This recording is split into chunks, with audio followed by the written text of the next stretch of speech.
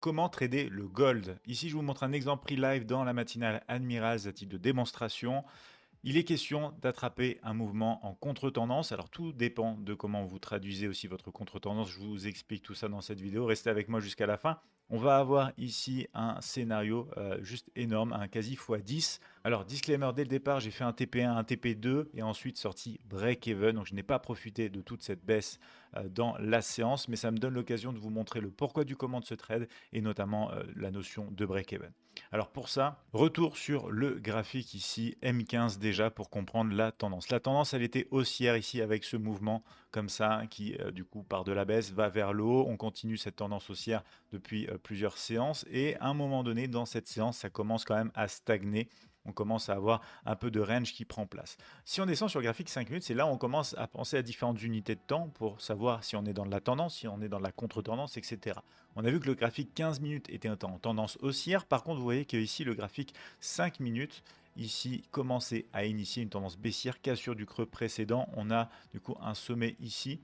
Donc on commence en fait tout simplement à faire un creux plus bas que le creux précédent. On n'a pas encore ici de sommet plus bas que le sommet précédent. Donc là, j'ai un peu anticipé la chose et c'est pour ça que c'était aussi un trade en contre-tendance par rapport aux 15 minutes, aussi un peu plus risqué par rapport aux 5 minutes, mais c'est pour ça du coup que j'ai pris moins de risques et que j'ai été gérer cette opportunité de manière assez aussi rapide et assez sécure tout simplement. Cet élan baissier me donnait une zone de retracement potentiel ici par rapport au dernier point haut réalisé que vous allez retrouver là. Je vais juste mettre la zone ici en niveau de rejet possible et par la suite en graphique M1 tout simplement je vais vous retrouver ça et c'est le détail ici de la position que j'ai pris juste en haut, le rejet sur la deuxième minute en fait de l'open de la séance. On a un rejet et ça se traduit comme ça. Donc le full scénario, le full potentiel en tout cas de ce que a donné ce scénario, c'est quasiment un x10.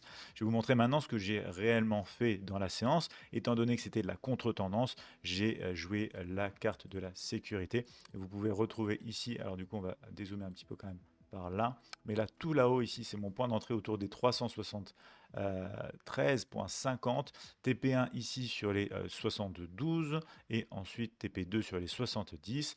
Break-even touché de peu avant toute cette baisse ici. Break-even est une question de timing, il faut bien faire attention. Trader la contre-tendance, c'est plus risqué. Oui, je suis passé à côté d'un gros ratio, mais c'est souvent l'équilibre qu'on retrouve sur le marché avec le risk-reward versus le taux de réussite. On en a un exemple ici, un très beau mouvement baissier, mais qui était contre la tendance générale du 15 minutes, mais qui a donné un gros ratio. Et seulement après, grosse réaction, gros rebond pour reprendre la tendance. Voilà.